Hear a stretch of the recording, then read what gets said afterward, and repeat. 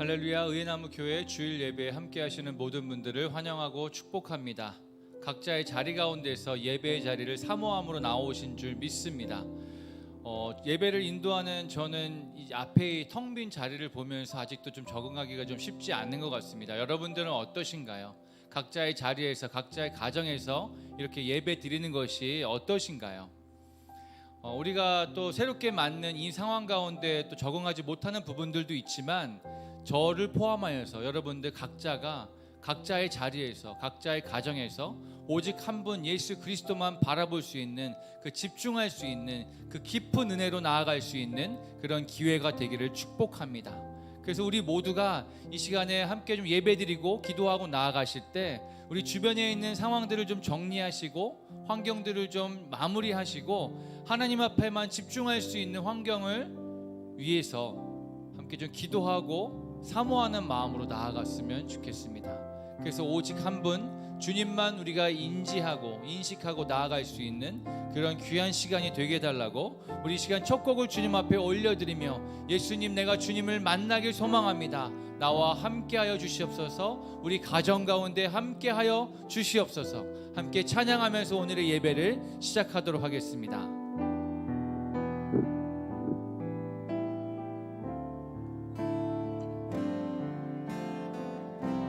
예수님 사랑하는 마음, 예수님 사랑하는 마음, 예수님 보고 싶은 마음, 예수님 만나고픈 마음 모두 다 알고 계시죠. 우리 한 번 더 고백합니다. 예수님, 예수님 사랑하는 마음, 예수님 보고 싶은 마음, 예수님 만나고픈 마음 모두 다 알고 계시죠. 이 시간 내 맘에 오셔서 나를 안아주세요. 이 시간 내 맘에 오셔서 나를 이 시간 내 맘에 오셔서 이 시간 내 맘에 오셔서 나를 안아주세요.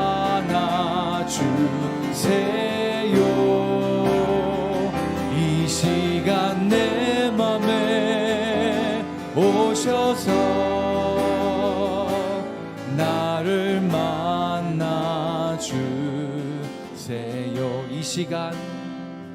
이 시간 내 맘에 오셔서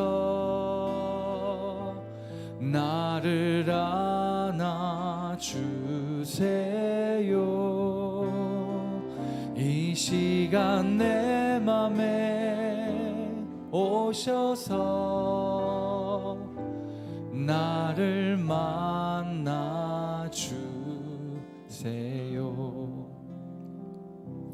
각 가정 가운데 성령 하나님께서 임하실 줄 믿습니다.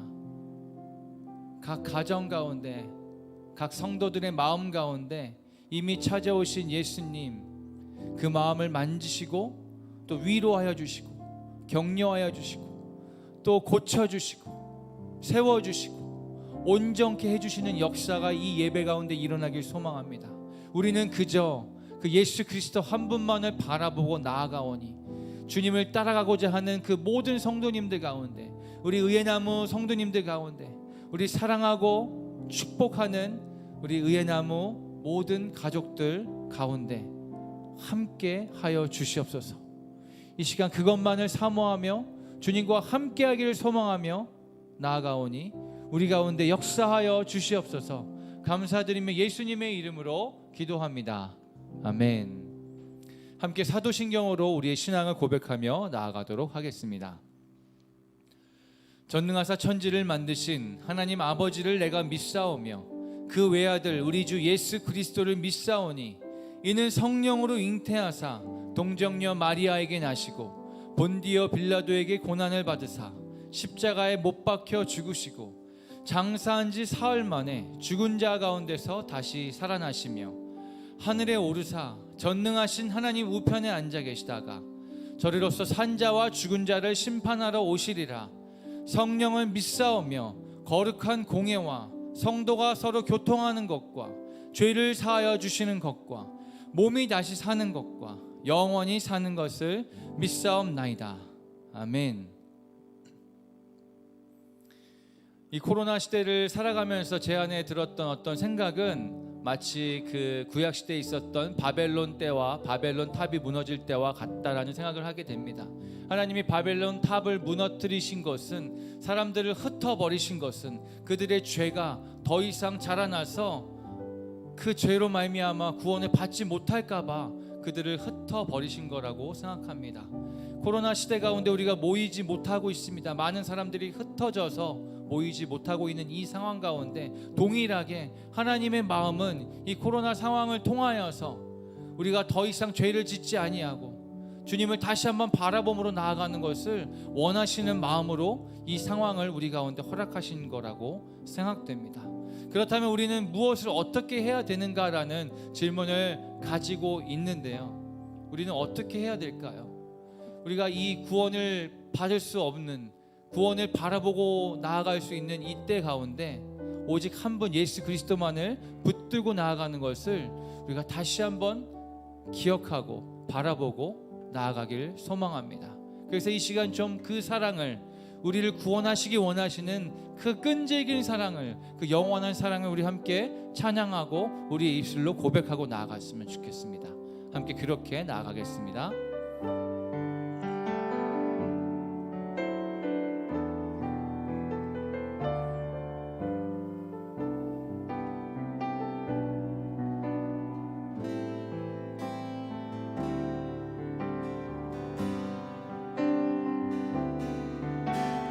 아버지 사랑 내가 노래해, 아버지 은혜 내가 노래해. 그 사랑 변함없으신, 거짓 없으신 성실하신 그 사랑, 상한 갈 때 꺾지 않으시는, 꺼져가는 등불 끄지 않는 그 사랑, 변함없으신, 거짓 없으신 성실하신 그 사랑, 사랑, 그 사랑, 나 위에 죽으신, 나 위에 다시 사신 예수 그리스도, 다시 오실 그 사랑, 죽음도 생명도 천사도 하늘의 어떤 권세도 끊을 수 없는 영원한 그 사랑 예수. 아버지 사랑 내가 노래해, 아버지 사랑 내가 노래해, 아버지 은혜 내가 노래해. 그 사랑 변함없으신, 거짓 없으신 성실하신 그 사랑, 상한 갈 때 꺾지 않으시는, 꺼져가는 등불 끄지 않는 그 사랑, 변함없으신 거짓 없으신 성실하신 그 사랑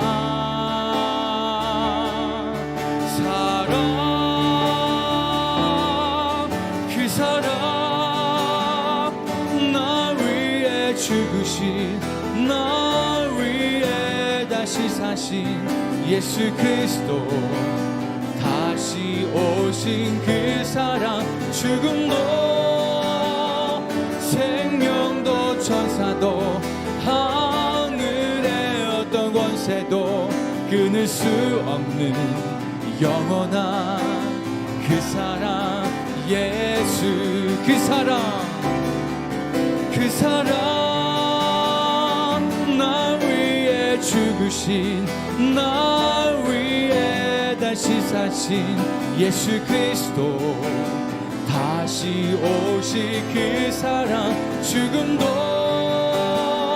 생명도 천사도 하늘의 어떤 권세도 끊을 수 없는 영원한 그 사랑 우리 다시 한번 그 사랑을 찬양합니다. 그 사랑 나 위해 죽으신 나 위해 다시 사신 예수 그리스도 다시 오실 그 사랑 죽음도 생명도 천사도 하늘의 어떤 권세도 끊을 수 없는 영원한 그 사랑 예수 그 사랑 나 위해 죽으신 나 위해 다시 사신 예수 그리스도 다시 오실 그 사랑 죽음도 생명도 천사도 하늘의 어떤 권세도 끊을 수 없는 영원한 그 사랑 예수 영원한 그 사랑 예수 영원한 그 사랑 예수 아멘.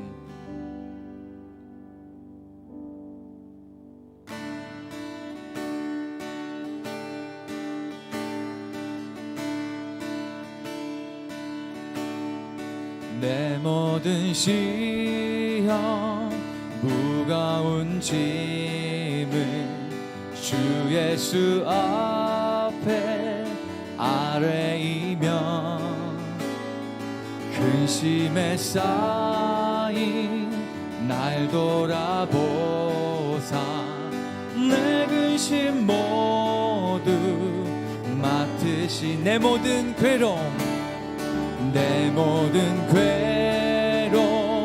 닥치는 환난 주 예수 앞에 아뢰이며 주께서 친히 날 구해 주사 넓으신 사랑 베푸시 무거운 짐을 나 홀로 지고 견디다 못해 쓰러질 때 불쌍히 여겨 구원해 주리 은혜의 주님 오직 예수 내 짐이 점점 무거워질 때 주 예수 앞에 아뢰이면 주께서 친히 날 구해 주사 내 대신 짐을 져주시네 마음의 시험 무서운 죄를 주 예수 앞에 아뢰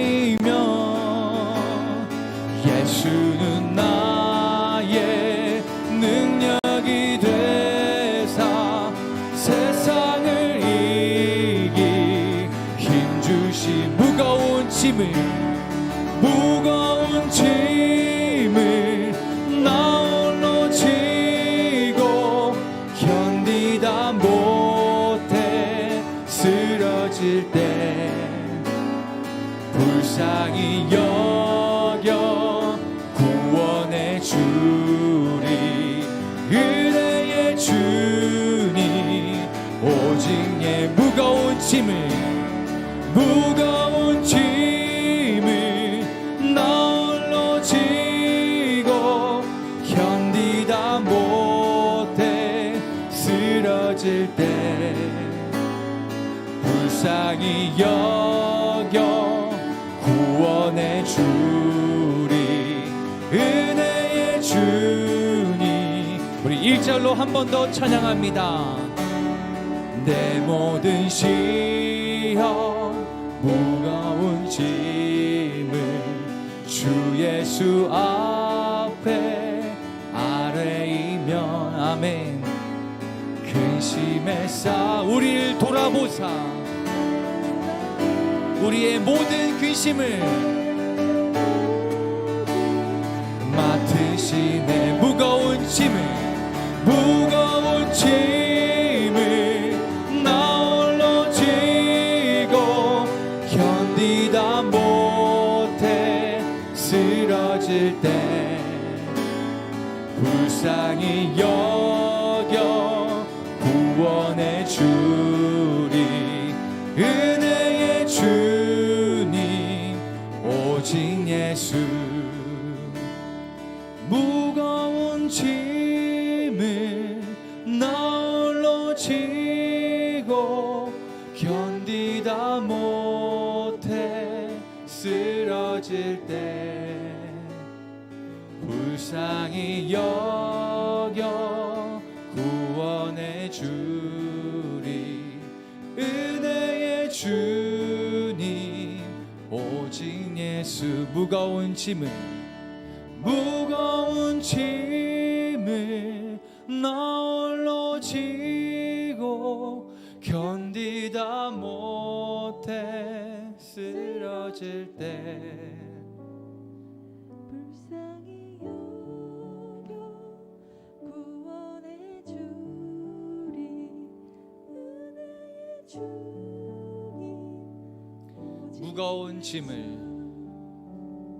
무거운 짐을 나 홀로 지고 견디다 못해 쓰러질 때 불쌍히 여겨 구원해 주리 은혜의 주님 오직 예수. 이 시간 특별히 이 예배 가운데 무거운 짐을 지고 나오신 분들이 있으십니까? 그 모든 무거운 짐, 수고로운 짐, 고통스러운 짐을 우리 주 예수 그리스도께 모두 맡기고 나아가길 원합니다. 어떤 방법으로 나아가야 될지 모르고 고민하고 방황하는 마음들이 있다라면 이 시간 그저 맡기면 되겠습니다. 내가 이렇게 수고로운 짐과 무거운 짐이 있습니다. 주여 도와주십시오. 주여 이 모든 죄를, 이 모든 짐을, 이 모든 고통을 주님께 맡깁니다. 주여 도와주십시오. 이렇게 우리가 간구하고 또 고백하며 또 이 예배 가운데 우리를 불쌍히 여겨 구원하시기 원하시고 그 계획을 이루시고자 하는 그 하나님의 사랑과 예수 그리스도의 그 사랑과 은혜에 우리가 다시 한번 힘입어 기도하고 간구하고 나아갔으면 좋겠습니다. 함께 기도하겠습니다.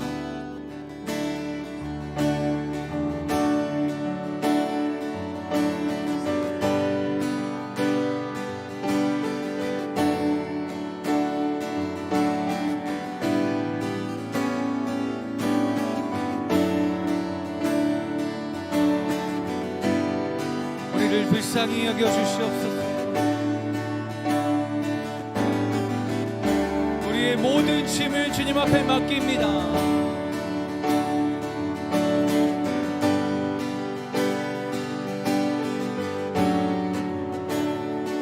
아무에게도 말할 수 없었던 그 모든 수고로움들과 그 고통들을 주님 주께 맡기고 나아갑니다.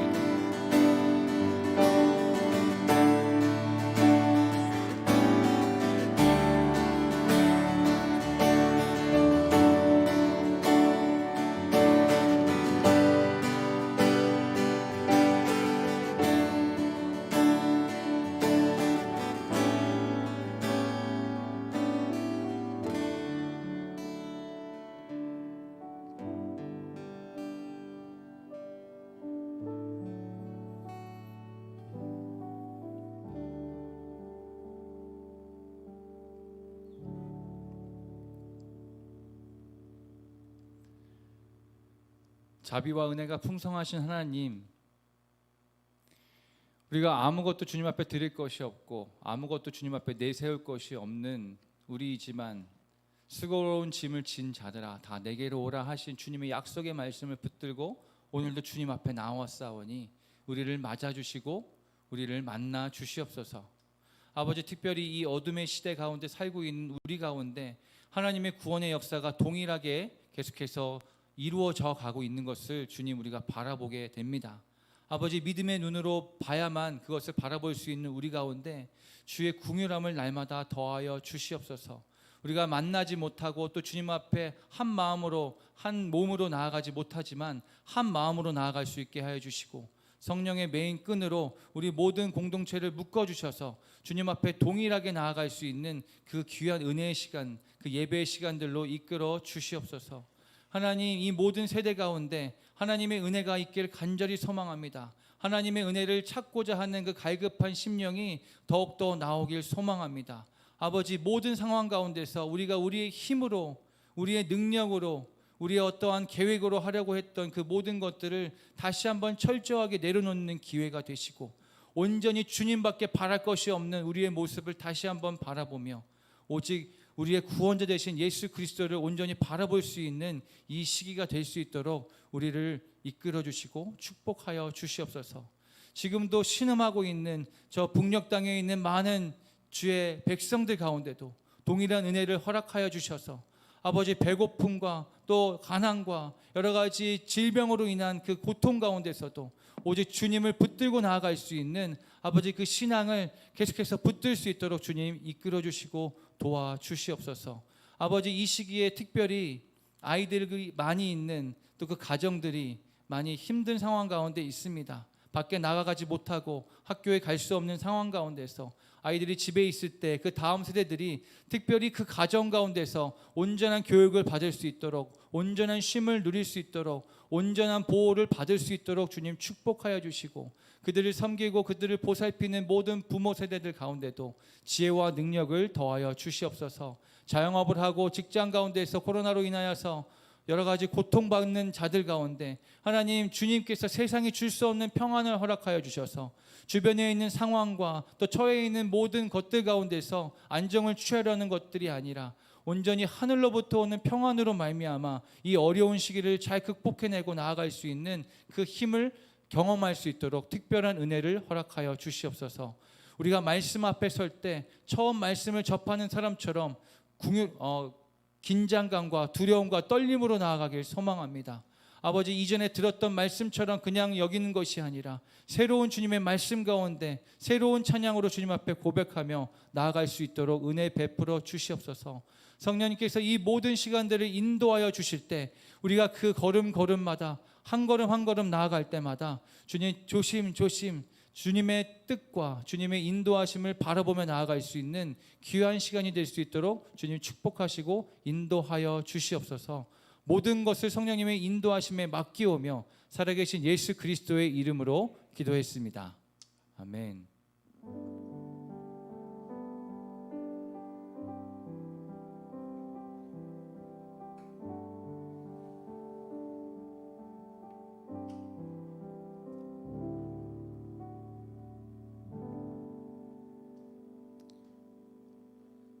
반갑습니다, 여러분.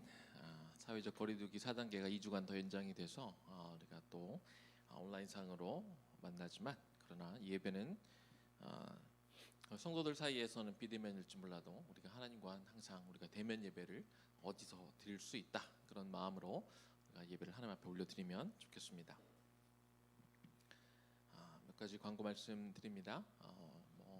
특별히 다른 광고 내용은 없지만 우리가 잘 못 만나다 보니까 저희가 주중에 이렇게 좀 기도짝을 해서 드렸는데 이제 우리가 기도짝하고라도 우리가 좀 이렇게 교제하고 만나고 이야기를 좀 나누면서 그 교제의 폭을 우리가 계속해서 넓혀갈 수 있기를 소망해 봅니다. 그리고 우리 단톡방에도 우리 여러분들 일상을 한 컷 정도 이렇게 사진 정도를 이렇게 보여주시면 우리가 서로를 좀 어떻게 지내는지 좀 알고 이렇게 도움이 될 것 같아요. 그래서 우리가 좀 함께 좀 참여하셔서 우리가 성도의 교제가 이 온라인 예배 중에서도 계속 이루어질 수 있기를 소망해 봅니다. 우리 다음 주 예배는 시안 예배로 우리가 드리게 되죠. 우리 시안 예배로 드리면서 또 벽돌 헌금을 드리는 그런 주인데 여러분들도 기대하는 마음으로 또 우리 함께 예배를 드릴 수 있으면 좋겠습니다. 우리 여전 그 성경 봉독 순서 주보 잘 참고하시고 이렇게 미리 잘 준비해 주시기를 부탁을 드립니다. 기도합니다. 주님 감사합니다. 거룩한 날 우리가 하나님의 몸된 교회에서 예배를 같이 드리지는 못하지만 그러나 어느 곳에 있든지 우리가 마음을 쏟아 가난한 심령으로 주께 예배하는 그 예배의 자리가 되게 하여 주옵소서. 우리가 드리는 예물도 하나님 받아주시고 우리 평소의 삶 가운데 우리의 모든 것들을 하나님 앞에 언제든 기꺼이 내어드리는 청지기의 삶을 또한 우리가 또 살아가게 하옵소서. 예수님 이름으로 기도 올려드립니다. 아멘. 오늘 순전한 신앙이란 제목을 가지고 우리 말씀 나눌 텐데 사도행전 8장 18절에서 24절까지 말씀입니다. 오늘 은희가 성경 공독을 해줄 텐데요. 우리 같이 읽고 듣고 하나님의 말씀을 받도록 하겠습니다. 시몬이 사도들의 안수로 성령 받는 것을 보고 돈을 들여 이르되 이 권능을 내게도 주어 누구든지 내가 안수하는 사람은 성령을 받게 하여 주소서 하니 베드로가 이르되 내가 하나님의 선물을 돈 주고 살 줄로 생각하였으니 내 은과 내가 함께 망할지어다. 하나님 앞에서 내 마음이 바르지 못하니 이 도에는 내가 관계도 없고 분기될 것도 없느니라. 그러므로 너의 약함을 회개하고 주께 기도하라. 혹 마음에 품은 것을 사하여 주시리라. 내가 보니 너는 악독이 가득하며 불의에 메인 바 되었도다. 시몬이 대답하여 이르되 나를 위하여 주께 기도하여 말한 것이 하나도 내게 임하지 않게 하소서 하니라. 사도행전 8장 18절에서 24절 말씀. 아멘. 아멘. 자, 오늘 본문 말씀은 빌립 집사의 사마리아 선교 장면을 담은 그런 내용입니다. 사마리아 땅이 어떤 종교적인 문제로 유대와 완전히 단절된 상태에서 그곳에 이제 복음이 전해질 때 굳게 닫혔던 그 땅이 열리는 그런 계기가 되는 이야기를 오늘 우리가 보게 됩니다. 복음이라는 게 참 단절되었던 게 어떻게 우리가 회복되어지고 하나가 될 수 있을까 싶은데 그 역할을 하는 것 중에 하나가 복음인 것을 우리는 볼 수 있습니다. 사마리아는 그리심산을 중심으로 해서 북왕국 이스라엘이 수도로 삼았던 그런 도시 있죠. 사마리아가 아수르에 패망한 BC 722년 이후로 아수르의 혼혈 정책에 의해서 북이스라엘 사람들이 여러 다른 민족들과 이렇게 섞이게 되면서 순수성을 상실했다는 이유로 유대인들로부터 그렇게 배척을 받았습니다. 지금 팔레스타인 전 지역이 로마에 의해 이렇게 다 단절되어 있는 그런 상황 속에서도 유대인과 사마리아인들은 여전히 적인 것처럼 이렇게 으르렁거리며 싸우는 그런 상황에 놓여져 있었는데 이런 상황 속에서 유대인인 빌립이 사마리아에 가서 복음을 전했다 하는 것은 굉장히 획기적인 사건이라는 것을 우리가 알 수 있습니다.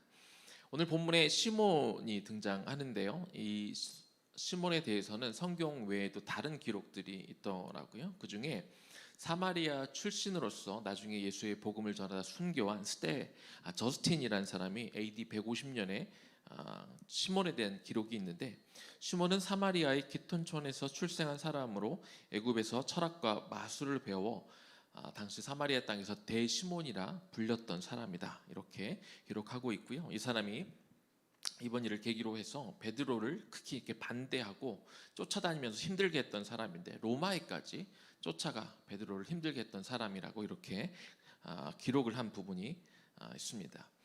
오늘 본문에서 빌립이 이제 사마리아에 내려가 이렇게 전도를 하던 중에 이 시몬을 만나게 되는 거죠. 시몬은 사마리아 땅에서 당시 굉장히 큰 영향력을 행사하던 그런 사람이었습니다. 복음이 없던 지역으로 들어가게 되면 기존 질서라는 게 있잖아요. 각 지역마다 어떤 특색이 있는데 그것과 마찰을 빚게 될 수밖에 없습니다. 그 기성 질서라는 게 그 오랫동안 그 공동체가 가져온 어떤 생활 양식, 문화, 가치관 이런 것인데 복음이 들어갈 때 이것이 가치관이 많이 다른 것이기 때문에 부딪힐 수밖에 없고, 그리고 그런 어떤 기존의 어떤 질서와 어떤 문화를 가지고 쥐고 있는 어떤 세력이 있게 마련인데 시몬은 당시 그 지역에서 거의 신격화되어서 지역 사람들의 마음을 사로잡고 있었던 그런 사람이라고 알려져 있는 것이죠. 그래서 오늘 본문은 시몬에 대해서 이렇게 말하고 있습니다. 사도행전 8장 10절에 낮은 사람부터 높은 사람까지 다 따르며 이르되 이 사람은 크다 일컫는 하나님의 능력이라 하더라 라고 말합니다. 낮은 사람부터 높은 사람까지 다 시몬을 인정하고 따르면서 심지어는 하나님의 위대한 능력을 소유한 사람이다 라고 이렇게 잘못 알 만큼 잘못 알고는 있었지만 그만큼 그 사람을 따르고 있었던 것이죠. 그런데 사람들이 그 시몬을 따랐던 대부분의 이유는 그 사람이 가지고 있던 마술, 저스틴의 기록에 의하면 그가 애굽에 가서 배워왔다고 그러는데 그가 마술로 사마리아 사람들을 현혹시켰기 때문에 그런 것이죠. 그런데 이 시몬 같은 사람이, 그런 마술을 행하는 사람이 하나님의 능력을 가진 사람이라고 이렇게 알려질 만큼 당시 사마리아 땅은 영적으로 굉장히 분별력이 없고 죽어있는 땅이라는 것을 우리가 알 수 있습니다. 오늘 본문 12절입니다. 빌립이 하나님 나라와 및 예수 그리스도의 이름에 관하여 전도함을 저희가 믿고 남녀가 다 세례를 받으니. 그렇게 영적으로 죽어있는 그런 땅이었지만 빌립이 그곳에 들어가 담대하게 복음을 선포했을 때, 그러니까 예수 그리스도에 대해서 가르쳤을 때 그 사람들의 마음이 열려 복음을 받아들이고 예수님을 믿게 되는 것을 우리가 볼 수 있습니다. 그런데 웃긴 것은 심지어 시몬조차도 그 빌립의 그 이야기를 듣고 빌립이 전한 복음의 메시지를 받아들였다는 겁니다. 그리고 기록에 의하면 그가 세례를 받고 그리고 열심히 빌립을 따라다녔다, 그렇게 기록하고 있죠. 본문 13절입니다. 시몬도 믿고 세례를 받은 후에 전심으로 빌립을 따라다녔다. 그는 빌립이 하는 그 놀라운 일들을 바라보면서 그 역시 이제 빌립을 따라다녔다, 이렇게 기록하고 있습니다. 인간의 능력에는 한계가 있죠. 모세가 하나님의 명령에 따라 애굽 왕 바로 앞에 섰을 때 그가 하나님을 통해 보내심을 받은 것을 증명하기 위해서 그 하나님의 지팡이를 이렇게 바닥에 던졌을 때 그 지팡이가 뱀으로 변하게 됩니다. 그랬더니 함께 있던 애굽의 신하들, 그 중에 술객들이 코드숨을 치면서 그건 우리도 할 수 있다 그러면서 자기들의 지팡이를 이렇게 던졌더니 지팡이들이 다 이렇게 뱀으로 변하게 되는 것이죠. 그런데 거기까지였습니다. 그 뱀이 이렇게 나오니까 모세의 지팡이로부터 생겨난 그 뱀이 그 술객들의 지팡이로부터 생겨난 그 뱀들을 다 잡아 먹어버린 것이죠. 인간의 능력에는 한계가 있고 절대 하나님의 능력을 따라올 수 없는 것입니다. 마술사 시몬이 회개하고 예수 그리스도의 이름으로 세례를 받은 것은 그렇게 자신이 가진 능력의 한계치를 그가 보았기 때문에 그렇습니다. 자신이 할 수 있는 이상의 그 놀라운 일들을 행하는 그 빌립을 바라보면서 빌립이 전하는 그 예수 그리스도를 나도 믿기로 결정을 하고 그리고 세례까지 받은 것이지요. 그런데 우리가 여기서 한 가지 착각해서는 안 되는 것이 있습니다. 시몬은 결코 복음을 받아들이고 말씀의 기초에서 그가 예수를 믿고 세례를 받은 것은 아니라는 것입니다. 시몬이 예수님을 믿기로 하고 그리고 예수님의 이름으로 세례를 받기는 했지만 그의 믿음은 확실한 것이 아니었습니다. 그의 믿음은 단순히 그 빌립이 행했던 그 놀라운 능력에 압도되어서 나도 저런 능력이 있었으면 좋겠다라는 그런 동기로 시작된 것이기 때문에 그랬습니다. 그래서 그의 관심은 예수 그리스도에 있는 것이 아니라 빌립이 행하는 이적과 기사에 있다고 성경이 분명하게 그렇게 지적하고 있는 것이죠. 13절 다시 한번 보면 그 뒷부분에 그 나타나는 표적과 큰 능력을 보고 놀랐다. 그가 전심으로 빌립을 따라다니기는 했는데 그 이유와 목적이 빌립을 통해 나타나는 큰 표적과 능력을 보고 그가 압도되었기 때문이다. 이렇게 말하고 있는 것이죠. 이렇게 그러니까 예수를 통해 어떤 기적과 이사가 생길 수 있는데, 그러나 오직 그런 것 때문에 믿음을 갖게 된다면 그것을 믿음이라 부를 수는 없다는 겁니다. 믿음은 전적으로 내 죄를 위해 죽으신 예수 그리스도의 사랑에 압도되어서 내가 죄인임을 인정하고 그리고 예수 그리스도를 나의 구세주로 믿을 때, 내가 그렇게 고백할 때 그것을 믿음이라고 할 수 있는 겁니다. 그것 이외에 다른 동기로 우리가 교회를 다니던, 우리가 세례를 받건, 내가 믿음이 있다라고 말을 하건, 그러나 그것은 진짜 믿음이 아닐 수밖에 없다는 겁니다. 21절 말씀입니다. 하나님 앞에서 너의 마음이 바르지 못하니 이 도에는 네가 관계도 없고 분깃될 것도 없느니라. 예수를 믿는다는 것, 이것은요, 이적을 보고 놀라운 기적을 보면서 나에게도 똑같은 일이 벌어질 거야 하는 기대감을 갖는 것은 절대로 믿음이 아니라고 말씀을 드렸습니다. 아무리 교회를 열심히 다녀도, 헌금을 많이 해도, 봉사를 하고 뭘 해도 그것은 믿음이 아닌 것이죠. 믿음은 예수님의 복음과 말씀이 우리 안에 거하고 성령이 우리에게 임하여 예수님을 나의 구주로 받고 내가 죄사함을 받았을 뿐만 아니라 이제는 옛사람을 다 벗어버리고 내가 온전한 새 사람을 이루어 새롭게 살아갈 때 그 사람의 믿음이 있다, 그렇게 말할 수 있습니다. 나의 옛 자아를 죽이고 이제는 새 사람이 되어 오직 그리스도 안에서 그리스도에게만 순종하는 삶을 살아가는 것, 이것이 믿음 있는 사람인 것이죠. 내가 과거에 좋아했던 것, 내가 따랐던 것, 내가 원했던 것들, 이런 것들을 다 버리고 이제는 하나님이 보여주시는 어떤 비전과 꿈을 가지고 살아가는 것, 이것이 믿음이 있는 사람입니다. 내가 예수님을 믿어, 내가 교회를 다녀, 내가 뭘 얻을 수 있을까 기대하는 것이 아니라 내가 예수님을 이제 믿기에 내가 변화되기 위해서 애쓰는 것, 이것이 믿음인 것입니다. 시몬에게는 그가 믿음이 있다라고 그는 말할지 모르겠지만, 그는 나는 세례도 받았습니다라고 말할지 모르겠지만 그에게는 아무런 변화가 없었습니다. 빌립이 행했던 그 이적에만 관심을 보이다 보니까, 그리고 나도 그 이적을 어떻게 배워서 나도 그 이적을 행하면 큰 명예와 돈을 얻겠다 하는 마음으로 가득 차 있었기 때문에 그 누구도 어떻게 하나님은 그를 믿음 있는 자로 여길 수가 없는 것이지요. 교회를 다니고 아무리 진정한 믿음이 없으면, 아무리 우리가 신앙생활을 오래 했다 할지라도 그 복음에서 오는 그 내적인 역사, 내적인 변화를 경험할 수가 없게 됩니다. 이것이 시몬의 불행이고, 오늘날에도 교회를 다니지만 어떤 내적인 변화와 어떤 성령의 어떤 능력과 정말 예수를 믿을 때 오는 어떤 내적인 변화를 경험하지 못하고 몸만 다니고 있는 사람들의 불행이라고 할 수 있을 것입니다. 이런 시몬에게 또 한 번의 기회가 찾아옵니다. 예루살렘에서 베드로와 요한 두 사도가 이 사마리아 지역에 복음이 들어갔고 성령이 임하고 어떤 역사들이 있고 사람들이 예수의 이름으로 세례를 받는다는 이야기를 듣고 확인하기 위해서 사마리아 땅에 내려온 곳이죠. 네, 베드로와 요한 사도는요, 사마리아 성도들이 복음을 접했고 복음을 받았고 그리고 그들이 예수의 이름으로 세례를 받기는 했지만 과거 예루살렘에 임했던 그런 성령의 내주하시는 역사가 아직은 일어나지 않았음을 그들이 보게 되었습니다. 그래서 사마리아 성도들에게 그 안수 기도를 해줄 때 사마리아 성도들에게도 하고 마가의 다락방에 그 임했었던 그 성령의 내주하시는 역사가 임하게 되는 곳이죠.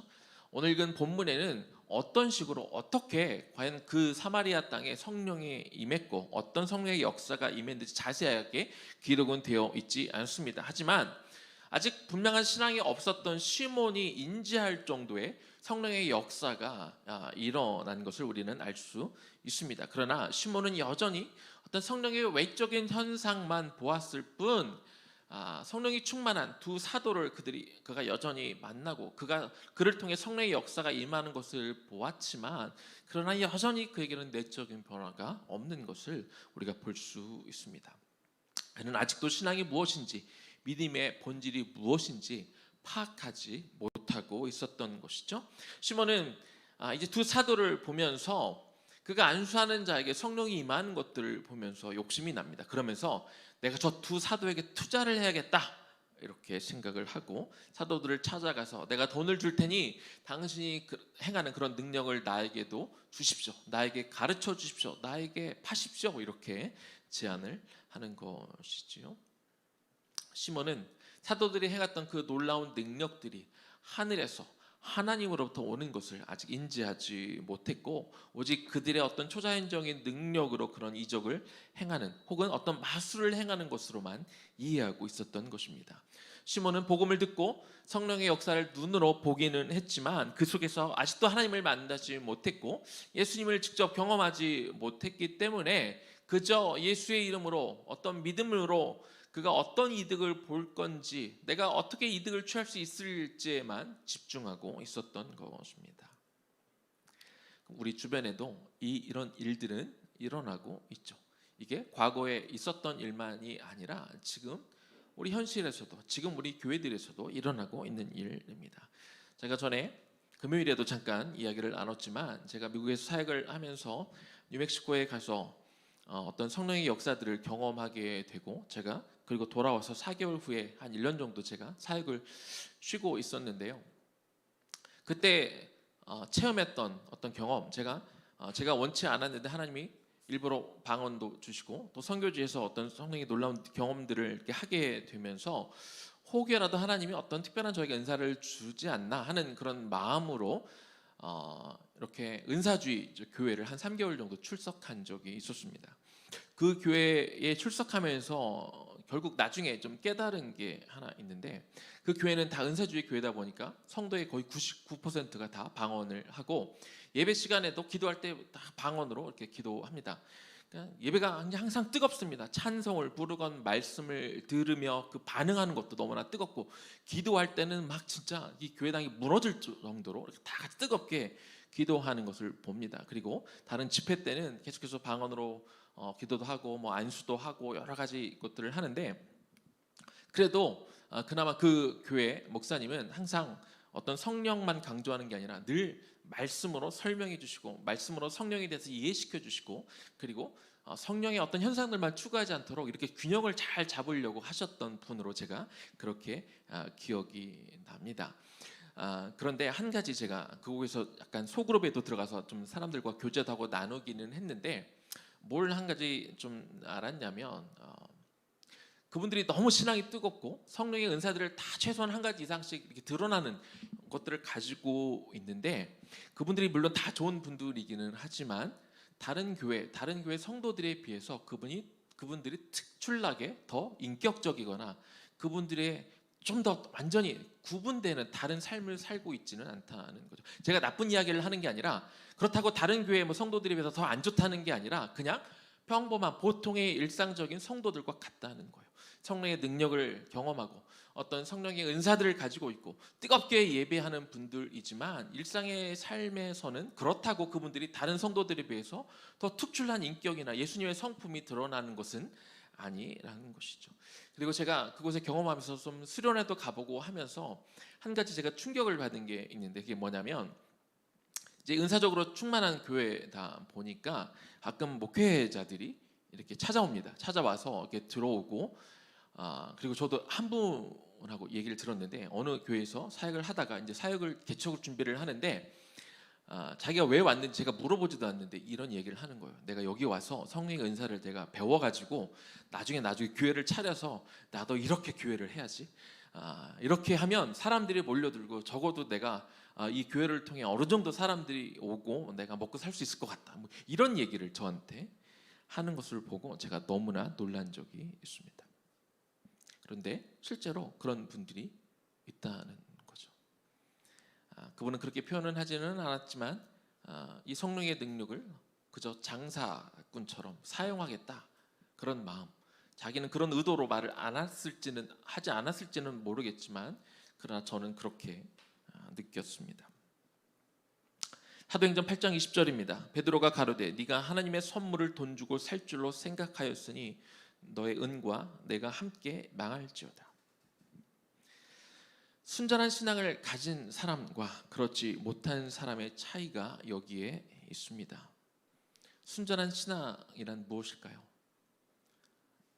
예수 그리스도가 나를 위해 십자가에 달려 죽으신 것에 대해 그것에 대해 충분히 감사하고 그것을 은혜로 받고, 그리고 나는 정말 주님 한 분이면 나를 위해 십자가에 달려 죽으신 그 예수 그리스도의 사랑을 받은 거면 내가 충분합니다 라고 고백하는 것, 이것이 순전한 신앙일 것입니다.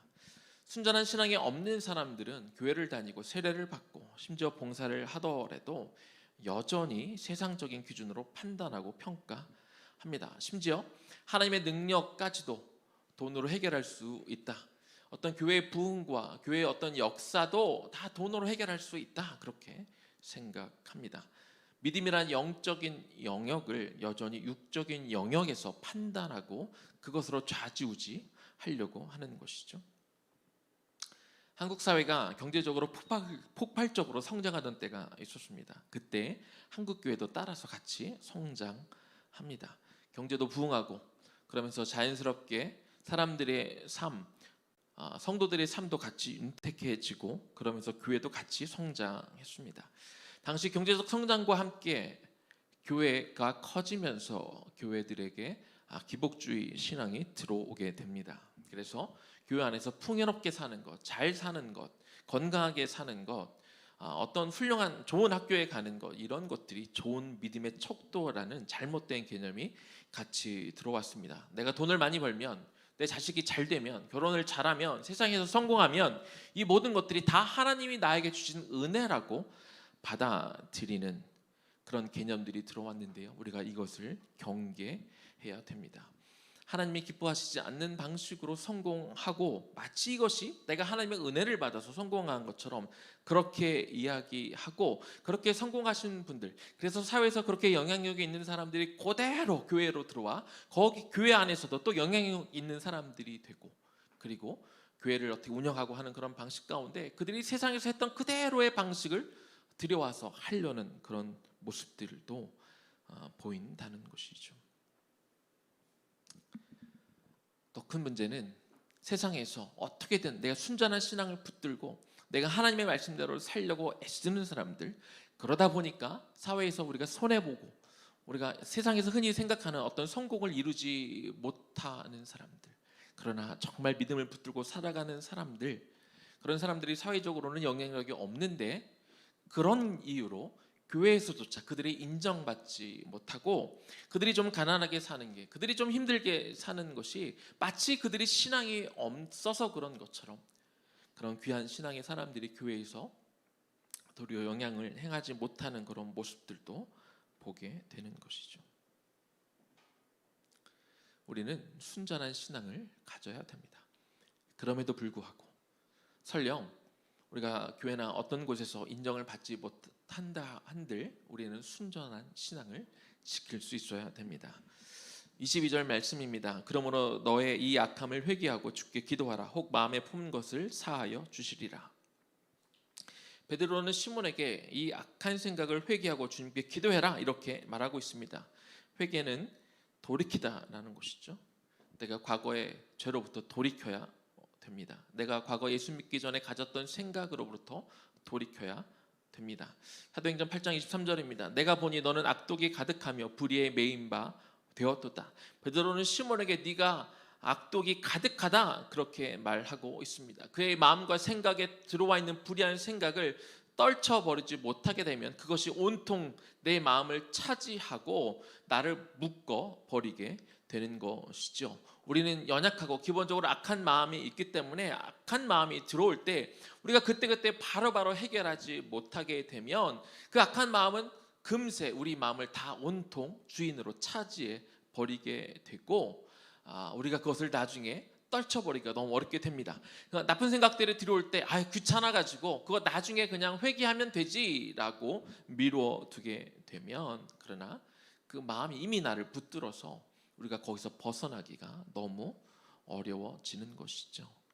우리가 예수를 믿고 살지만 그러나 세상 속에서, 삶 속에서 우리가 하나님의 그 관점과 그 기준과 그 가치관을 지켜가며 살아가는 건 너무나 어렵습니다. 왕따를 당할 수도 있고 손가락질을 받을 수도 있고 우리가 따돌림을 당할 수도 있게 되는 것이죠. 그런데 우리가 그 마음을 지켜내지 못하면, 그리고 내가 믿는 그 예수로 인하여 우리가 뭔가 새로운 것들을 자꾸 구하고 바라고 얻으려고 하고 있다면 그것 자체가 죄인 것이고, 그것이 우리의 마음을 붙들고 있을 때 우리는 죄에서 돌이킬 수가 없게 되는 것입니다. 그래서 우리는 죄가 들어올 때, 잘못된 생각들이 들어올 때 우리가 그 순간에 맞서서 싸워야 됩니다. 그냥 나중에 회개하면 되지라는 그런 순진한 생각을 가지고 우리가 신앙생활을 잘할 수 없습니다. 우리는 그 들어올 때마다 어떻게든 붙잡아 싸워 이겨내도록 우리가 나가야 되는 것이죠. 24절입니다. 시몬이 대답하여 이르되 나를 위하여 주께 기도하여 말한 것이 하나도 내게 임하지 않게 하소서 하니라. 베드로가 회개하라고 이야기하고 너한테 이 악독이 가득해서 불의에 매였다라고 그렇게 이야기하니까 네가 나에게 말한 이 저주들이 나한테 임하지 않게 해달라 이렇게 부탁합니다. 언뜻 보면 시몬이 회개한 것처럼 보이죠. 그러나 그가 한 이야기를 자세히 들어보십시오. 그는 하나도 회개한 것이 없습니다. 그저 하나님의 저주가 자신에게 임하지 않기를 바란 것뿐입니다. 그는 단순히 어떤 두려움에서 벗어나기를 원했고 당장 내릴 소나기를 피하고 싶은 마음이 다였던 것입니다. 그는 하나님을 향해서 그가 뭘 잘못했는지 깨닫지 못했고 진심으로 그 죄에서 돌이키기를 원한 것이 아니라 그저 그냥 자신에게 임할지도 모르는 어떤 심판을 피하고자 했던 그런 마음이 전부였다는 것이죠. 그에게는 여전히 기회가 주어졌고 회개하고 돌이킬 그런 순간이 있었고 하나님이 기회를 주셨지만 그는 그 기회를 잡지 못했고 여전히 순전한 믿음과 상관없는 그 믿음 속에 그가 거하고 있었다는 것을 우리는 알 수 있습니다. 이제 말씀을 마무리하겠습니다. 기독교가 당면하는 어려운 시험은요, 기독교 역사를 쭉 보면 외부적인 핍박 때문에 기독교가 어려워지지 않았습니다. 기독교가 정말 어려워졌을 때, 엄청난 시련이 왔을 때, 엄청난 핍박이 왔을 때 그때 기독교는 오히려 더 단단해졌고 더 부흥되었습니다. 그럼 기독교가 언제 타락합니까? 로마에 의해서 공인되어지고 이제 그들이 마음 편히 신앙생활을 할 수 있게 되었고 교회와 성직자에게 돈과 건물, 명예가 주어지기 시작하면서 기독교는 타락하기 시작했습니다. 교회는 핍박을 통해서 성장했고 돈과 명예와 안정 속에서 타락해 갔습니다. 우리 개인의 신앙적인 위기도 마찬가지입니다. 우리에게 경제적인 어려움이나 건강이나 관계나 여러 가지 위기가 찾아올 수 있지만 그 위기는 우리에게 곧 기회가 됩니다. 지난주에 말씀드린 것처럼 그런 관계를 통해 우리가 그런 어려움을 통해 우리가 하나님 앞에 더 붙잡고 나아가고 하나님과의 그 친밀한 관계를 유지하려고 나아갈 때 우리가 그 하나님과의 관계를 붙잡는 데 성공하면 하나님은 하나님의 때에 다른 어려움들을 하나하나 해결해 주실 것입니다. 여러분은 믿음을 왜 갖고 있습니까? 신앙을 왜 가지고 있습니까? 도대체 그 믿음을 통해 뭘 얻기를 원하십니까? 무엇을 바라고 있습니까? 무엇을 얻기를 추구하고 있습니까? 내가 교회를 다니는 것들을 통해 혹은 내가 헌금을 하는 것들을 통해 내가 어떤 봉사와 섬김을 통해 무언가 그 대가를 바라고 있다면 내 신앙은 이미 타락해 있는 것입니다. 그것은 순전한 신앙이 아닙니다. 순전한 믿음을 가집시다. 우리는 예수 그리스도의 십자가 구속으로 인해서 우리에게 가장 중요한 영원한 생명을 이미 받은 사람들입니다. 하나님의 자녀가 된 사람들이고 우리에게 천국이 주어졌고 천국에 대한 소망을 가지고 살아가는 그런 사람들이죠. 예수님이 말씀하신 내가 너에게 줄 표적은 요나의 표적밖에 없다. 예수님이 죽으시고 부활하신 그 기적을 우리는 이미 다 체험했습니다. 하나님이 우리에게 특별한 기적을 따로 보여주지 않아도 그 요나의 기적이 저와 여러분의 것인 것이죠. 무엇이 더 필요하십니까? 하나님이 우리에게 가장 귀한 영원한 생명을 주셨고 그분이 우리 아버지가 되시는데 무엇이 더 필요하십니까? 남은 인생 교회 다니면서 우리가 뭔가 좀 봉사도 하고 뭐고 섬기면서 자꾸 하나님 앞에 뭘 더 해달라고 부르짖는 것보다 하나님, 내가 이제 주님을 위해서 제가 무엇을 할까요? 그렇게 묻는 신앙생활을 할 수 있기를 소망합니다. 그 순전한 신앙 앞에 나아갑시다. 그 온전한 신앙 앞으로 하나님 앞에 나아갑시다.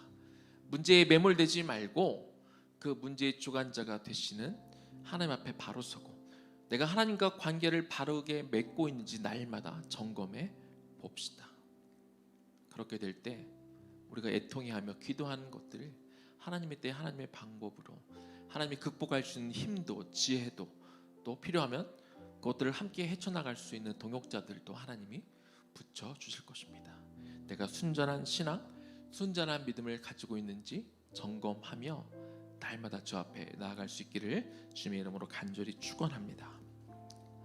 아멘. 우리 그 마음으로 나의 하나님 우리 같이 찬양하겠습니다.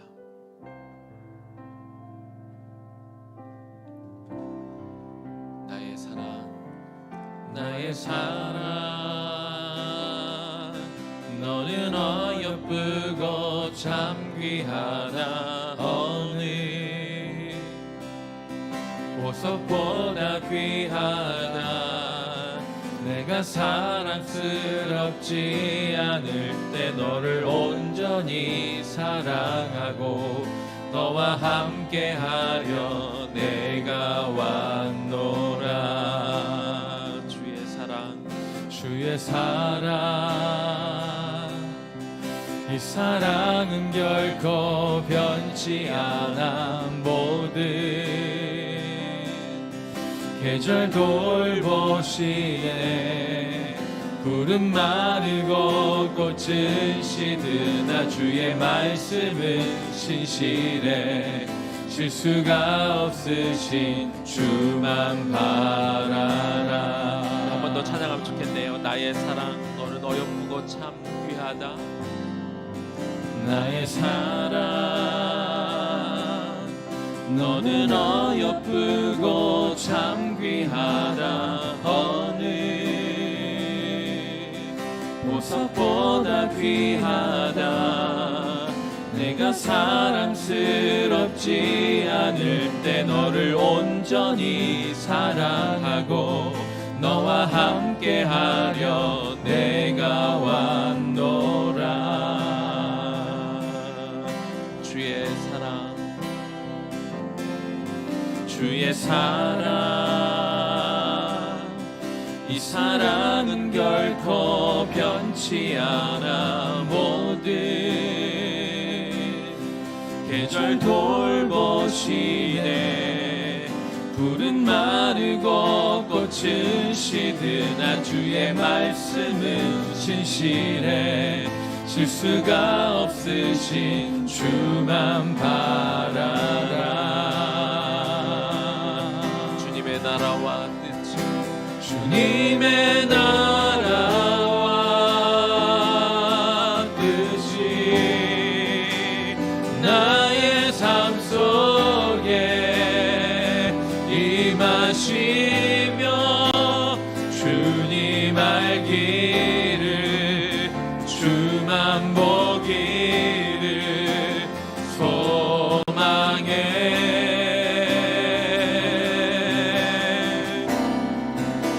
거룩히 살아갈 힘과 두려움 없는 믿음 주시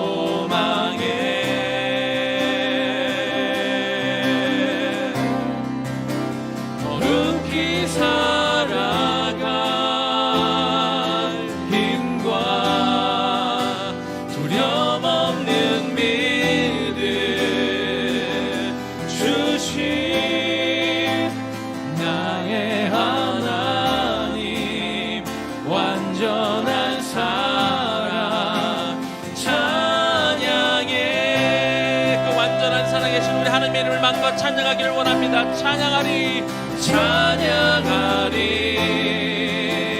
만군의 주 영원히 함께 하시네. 존귀하신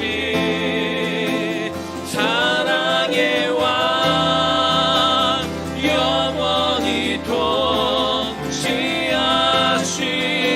찬양하리 찬양하리 만군의 주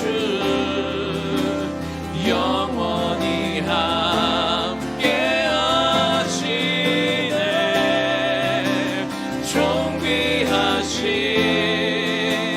사랑의 왕 영원히 통치하신 주님의 나라와 주님의 나라와 뜻이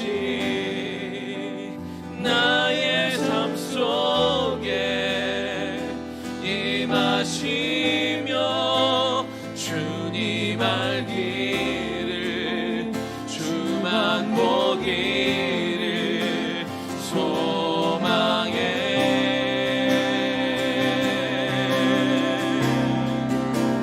거룩히 살아갈 힘과 두려움 없는 믿음 주실 나의 하나님 완전한 나의 하나님은 완전한 사랑 나의 하나님 나의 하나님은 완전한 사랑 나의 하나님 완전한 사랑 찬양해. 한번 이렇게 기도합시다. 하나님, 내가 순전한 믿음을 갖기를 원합니다. 정말 놀라운 신앙, 큰 신앙은 나를 통해 어떤 놀라운 일들이 일어나고, 내가 기도했더니 막 힘든 사람들이 막 병이 낫고 막 안 되는 일들이 해결되는 것들, 물론 그럴 수도 있겠지만 그게 정말 위대한 훌륭한 신앙이 아니고요. 정말 위대한 신앙은 순전한 신앙입니다.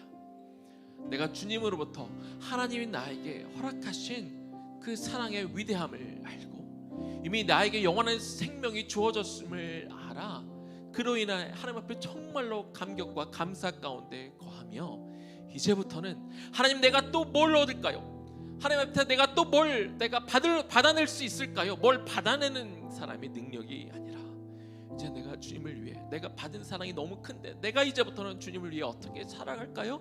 고백하며 주님의 말씀을 듣는 그 신앙이, 그게 큰 신앙이고 그게 위대한 신앙이고 그 신앙이 바로 순전한 신앙인 것이죠. 하나님, 내가 하나님께 더 집중하기를 원합니다. 특별히 위기의 시간 가운데, 우리가 어려운 일을 겪고 있는 시간 가운데 나의 놀라운 능력으로 뭔가 하나님의 능력을 발휘해서 나의 문제를 당장 해결해내는 것이 아니라 먼저 내가 하나님과 정말 붙어있는지, 내가 하나님과 친밀한 관계를 유지하고 있는지 계속해서 점검해 나아가며 내가 하나님과 친밀한 관계를 맺는 데 성공하는 여러분들이 되시기를 소망합니다. 그렇게 될 때, 그런 관계 속에 될 때 나머지 문제는 하나님의 때에 하나님의 방식으로 하나님이 그것들을 해결해 나갈 수 있도록 도와주시는 것이죠. 그래서 하나님, 나에게 그 순전한 믿음을 주십시오. 온전한 그 믿음 가운데 내가 거하게 되려고 우리 주님의 이름 한번 부르며 기도하며 나아갑니다. 주여, 하나님 이 시간 기도합니다. 하나님 이 시간 기도합니다. 하나님, 나에게 순전한 믿음을 내가 갖고 유지하기를 소망합니다. 우리는 찾고 내가 믿음을 갖고 뭔가 어떤 어려운 것들이 해결되어야만, 놀라운 일들이 일어나야만 믿음이 크고 위대한 것인 것처럼 우리가 생각할 때가 많이 있습니다. 하나님, 그러다 보니까 자꾸 욕심을 내고 하나님, 우리가 다른 방법을 찾아내고 그것이 마치 신기한 것처럼 자꾸 뭔가만 얻어내려고 하나님 앞에 서는 경우들이 너무나 많이 있습니다. 오늘 우리 말씀 가운데 나왔던 시몬이 그런 사람이었습니다. 그는 뭔가 놀라운 능력을 얻어내기를 소망했던 사람이지요. 하나님, 그런 마음이 혹시 내 안에 있지는 않은지 내 신앙을 돌이켜보기를 원합니다. 내 마음이 정말로 순전하고 깨끗하고 온전한 신앙인지, 정말 그 십자가 은혜와 그 은혜 속에 내가 머물며 하나님 내 안에 그 감격이 남아있는지 내 믿음을 돌이켜보기를 원합니다.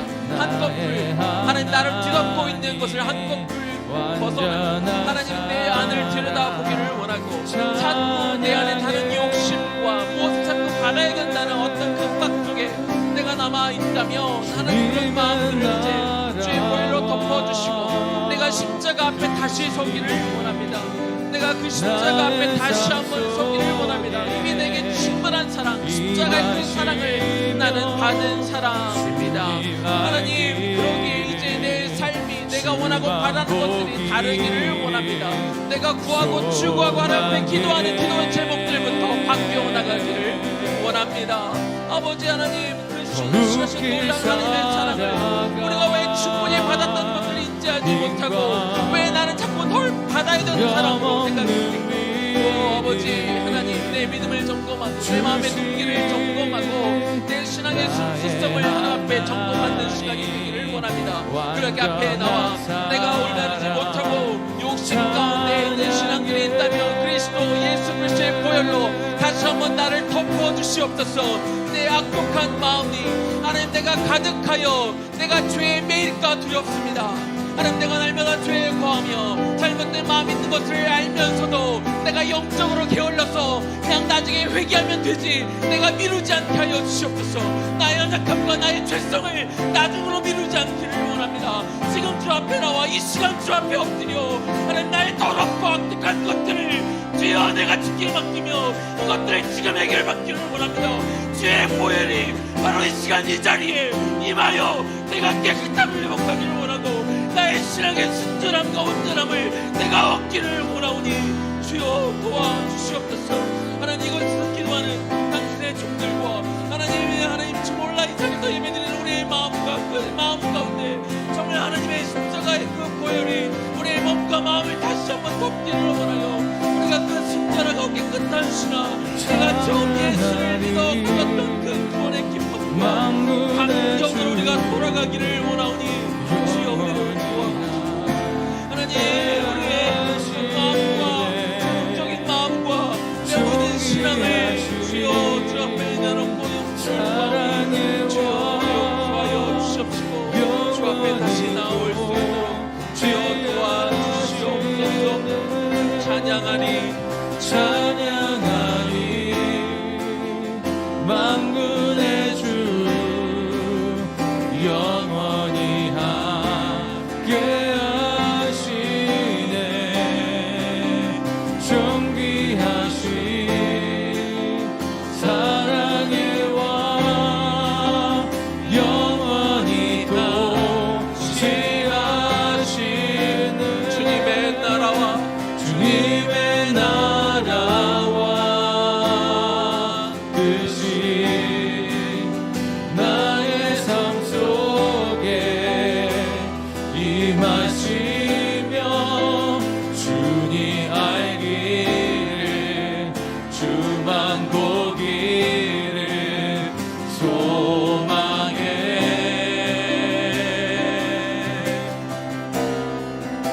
거룩히 살아갈 힘과 두려움 없는 믿음 주신 나의 하나님 완전한 나의 하나님 완전한 사랑 나의 하나님 완전 나의 하나님 나의 하나님 완전한 사랑 찬양해.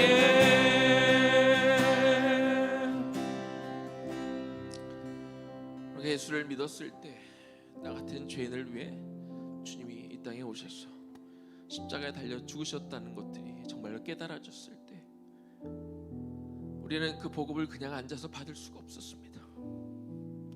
엎드렸고 눈물을 흘리지 않을 수 없었고 그 깊은 사랑에 감동할 수밖에 없었습니다. 나 같은 사람을 위해 주님이 오셔서 나의 죄를 해결해 주시고 나에게 영원한 생명을 주셨다니. 그리고 그때 우리는 아마 결심했을 겁니다. 주님이 이제 앞으로 주님의 나라를 위해 살겠습니다. 주님을 위해 살아가겠습니다. 자꾸 우리 안에 욕심이 들어옵니다. 영원한 생명을 받은 것은 받은 것이고 이 땅에서도 성공하고 싶고 남의 인정을 받고 싶고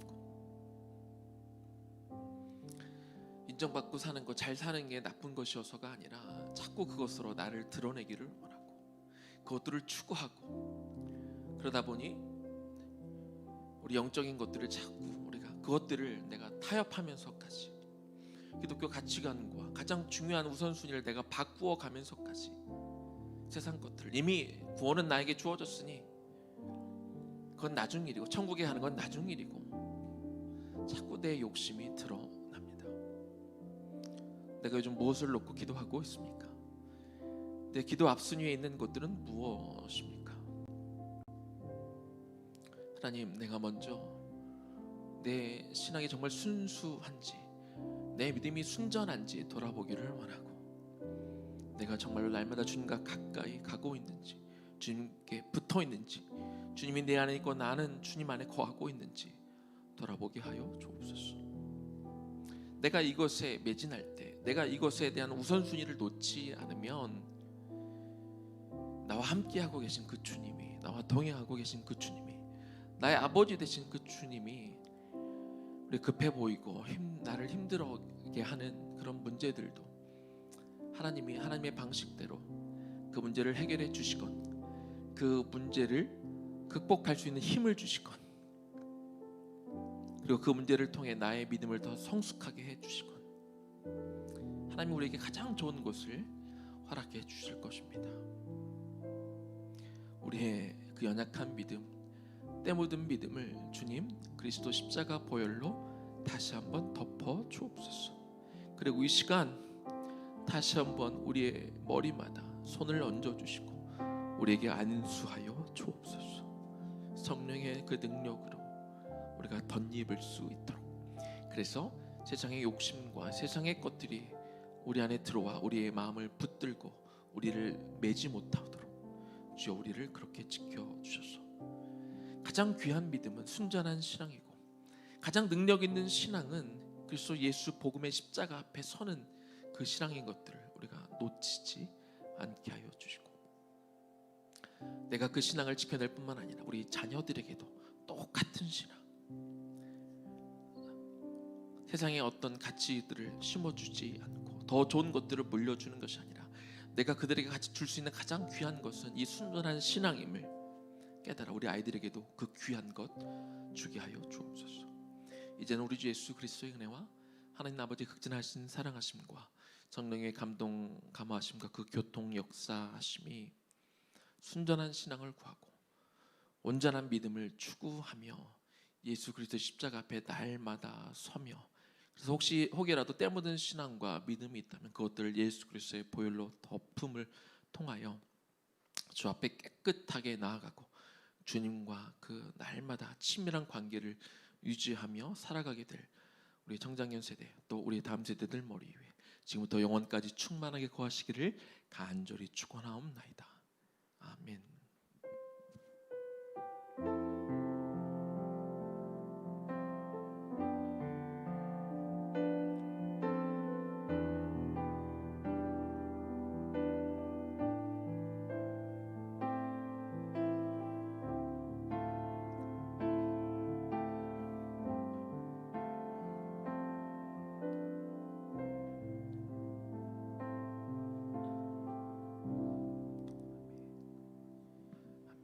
우리 2시 20분부터 우리 주일학교 시작하도록 하겠습니다.